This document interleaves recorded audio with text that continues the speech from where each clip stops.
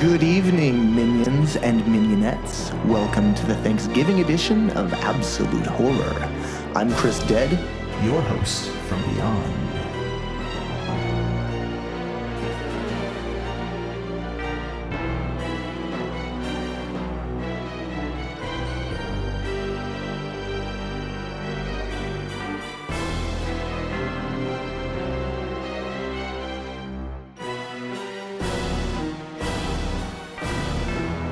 We have a killer lineup for you tonight. Casa de los Muertos will be discussing one of their favorite turkeys, and Jesse Sweet is bringing a little something supernatural to the table as well. We're also introducing a new segment for the show. Musician and horror enthusiast Lucky will be reviewing whatever haunting melody he's gotten his claws into. I thank you, Sir Dead, for inviting me to the show, and I hope all the viewers out there get to know me as the musically talented bastard that I am. Glad you could join us. Now let's hear from Jesse Sweet. Hello, I'm Jesse Sweet, and welcome to the Dark Side of Television.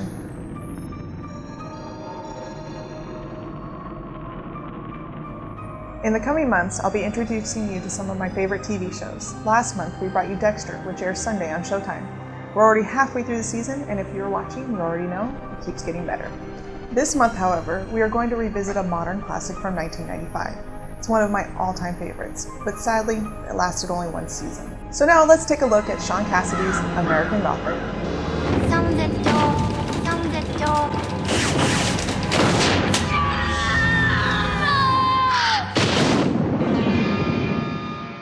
In my town, the American dream is still a reality. Of course, you have to know who's boss. That's Sheriff Lucas Buck. That's, Buck with a B. For those who follow my lead, life can be a paradise. It's impressive to see you doing your job, Lucas.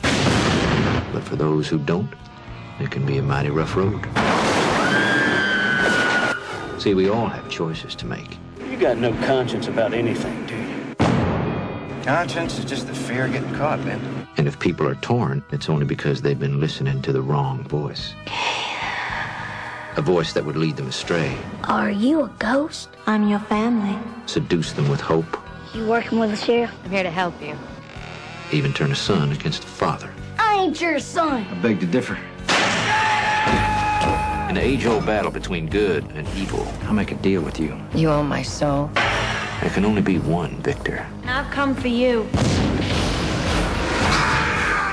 Care to place your bets?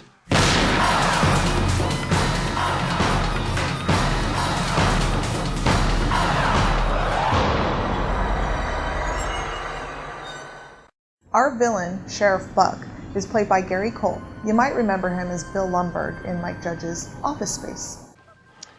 I'm gonna need you to go ahead and come in tomorrow. Our hero is played by 13-year-old Lucas Black.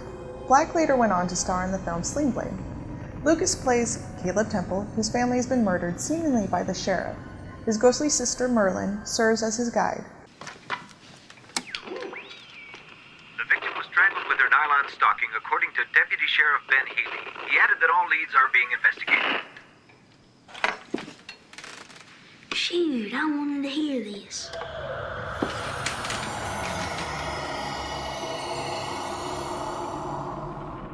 This show is incredible. The special effects are 16 years old, but the acting, dialogue, and original storyline more than make up for that. The show's soundtrack, or score, is noticeable and provides the perfect mood. There's one downfall, as I mentioned before. The show was canceled after the first season. There's a great resolve to season 1, but we're left with plenty of room for more. Other than that, I highly recommend the supernatural thriller. That's all for my show. I'll see you next time on the Dark Side of Television.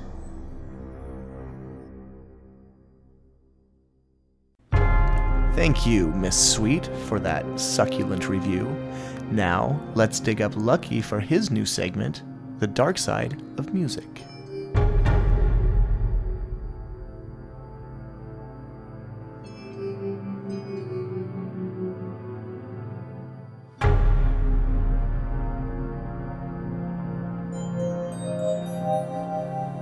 Hello, friends and internet idiots. Welcome to the Dark Side of Music with your host, me, Lucky the Lunatic. This month, we're going to take a stab at Switchblade Symphony and find out just what their insides are made of. And it looks like the answer is bread and jam.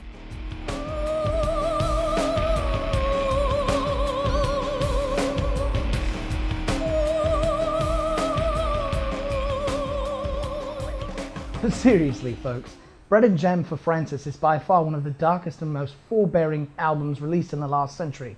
Released in 1997 under Cleopatra Records, this album makes the incident at Chernobyl looks like a blooming tea party.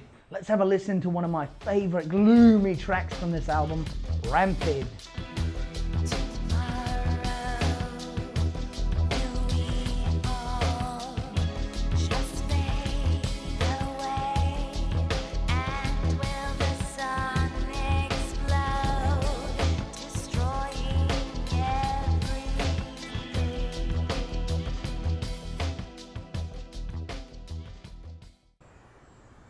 From its start, this album produces melancholy feelings with the song Witches, its forward-leaning rhythms and the sweet crooning of Tina Root on vocals. The band continues to impress and depress with their melodic tour de force, unleashing tragic numbers such as Insect and Fractal, which showcase some of the other band members' talents. Special guest DJ Guest, thank you, appears on 3 of the songs on the album, bringing them alive with his swift cuts. Pun freaking intended. Delve deeper into this album, we find that the music itself is arranged to suit even the most discerning of goth rockers. The stylings of this album are reminiscent of predecessors to the electronic age, such as The Cure, Joy Division, and Duran Duran. Filled with funky Indo-Asian crossovers and accentual creativity, the band makes a statement here, and that statement is, F*** you, everybody else. And let's not forget the lyrical subterfuge that is Tina Root's vocabulary. In the song Sleep, she seems to be asking forgiveness while at the same time pointing an obviously broken finger at her lover with the words, "Am I a little liar, hiding below your bed? Am I a little liar? Wish I was right." On the whole, an incredible band Switchblade is, with not too many holes in their sound. Okay, that one just sucked. Sorry. Just check them out when you can. Switchblade Symphony, several albums available at your local record store. Thanks for watching, and remember, if it's not dark and dreary, it's not the dark side of music.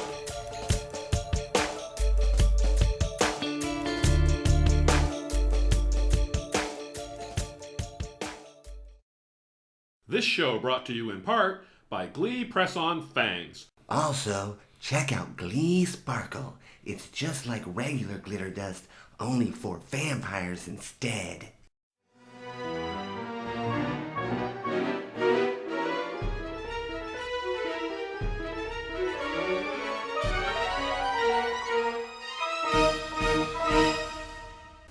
Hello and welcome again to Casa de los Muertos. I'm Johnny Halo. And again, I'm Jamie Britt. In celebrating Thanksgiving, I have a turkey to share. And I have 3 new movie releases to tell you about. So let's get to it. The Day of the Triffids. Not actually a turkey, this story from the 1951 novel by John Wyndham has had a rather active life. The BBC developed an early relationship with Triffids, adapting the novel for radio in 1953, 57, and 68. Followed in 1962 by the movie directed by Freddie Francis with Howard Keel as the hero. Filmed in color with mono sound, the feature ran for just a taste over an hour and a half. With 99% of the world's population blinded by mysterious lights from the sky, the human race is presented as the best food source for plants gone wild, who are poisonous, carnivorous, and hunt. It comes up later that Triffids seem to communicate, plan their hunting, and lie in wait, which by itself steps up the tension. The Triffids now become a plotting, sinister predator, and the few people who can see instantly become main characters. This was my personal introduction to the post-apocalypse, and I loved the concept. These Triffids, while a bit corny now, were pretty good effects for 1962. It rests easily in my top 100. Bringing us to the 1981 BBC TV series, an interesting stroll through a familiar story. The creature effects by Steve Druitt are outstanding. Character development, strengthened plot, and more credible ending make this for an enjoyable watch. This was followed in 2009 with the BBC miniseries with Doug Ray Scott, Eddie Izzard, and none other than Vanessa Redgrave. What brings us current to today is the pending 2013 remake by Sam Raimi. Delightful news indeed. Beating out Warner Brothers in a 7-figure deal, the film will be produced by Ghost House. I have no idea how well Mr. Raimi will adapt this to his vision, but I really would like to see him go a bit retro in the treatment. Trusting Sam, we're hoping for the best. No matter what the reviews, I will see this in the theater to support my artists. And with a 7-figure investment in the rights, we at Casa de los Muertos are expecting a sequel. Coming to DVD for November, Dahmer vs. Gacy. In the grand tradition of Freddy vs. Jason, Alien vs. Predator, Salt vs. Pepper, this film delivers enough gags and gore to be well worth a visit. Using modern technology, clones are created of some of the most notorious serial killers and mass murderers such as Dahmer, Manson, Bundy, Lucas, and Gacy. Killer Eye 2, Halloween Haunt. This film doesn't get bogged down by unnecessary story or character development. The lifeless underacting of each of the girls only plays into the cheesiness of the movie. Typical slasher film with mindless nudity and gratuitous gore. Somebody say hey! Let's get this party started. When are the boys coming? Actually, I thought we'd have a girls' night. Check this out. What is it? The Killer Eye, Durr. They made a movie out of that thing? It's about a gigantic eyeball that lives in the 8th dimension. Why are we watching this again? Sucks. Did you guys see that?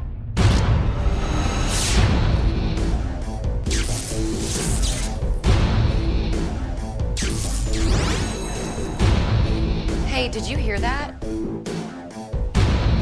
Did you do something with the eye?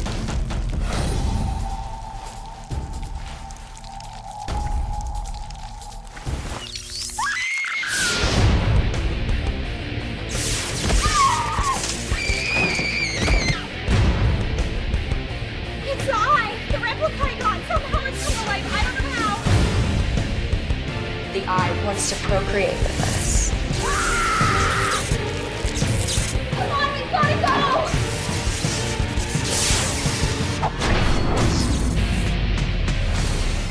That's my kind of horror movie. Opening in theaters this month is 11/11/11.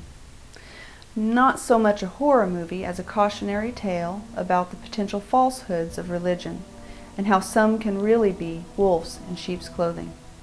But it does offer a solid watch in many regards. It made some very compelling arguments since it involved the different ideologies between two brothers, one having denounced religion while the other a preacher, each presenting their side of the argument. The movie starts off pretty slow, but picks up as the demon characters randomly pop up and then fade into the darkness. With the exception of one scene, in my opinion, none of it was even remotely scary. Simon Clarke, who authored the sequel book The Night of the Triffids, ranks this in his all-time top 100 films.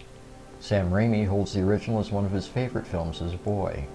In E.T., a Triffid appears aboard the spacecraft as one of the plants harvested by the aliens. And in the Rocky Horror Picture Show, the song Science Fiction Double Feature refers to Janet in the 1981 feature. And I really got hot when I saw Janet Scott and the Triffid who spits poison and kills. And with another movie in production, Triffids live. All three movies I reviewed are coming from different horror genres. Comedy horror, typical slasher film with the exception of the killer eyeball, and another not quite the type of horror we're accustomed to here at Casa de los Muertos, but still a good watch. I definitely suggest watching all three films.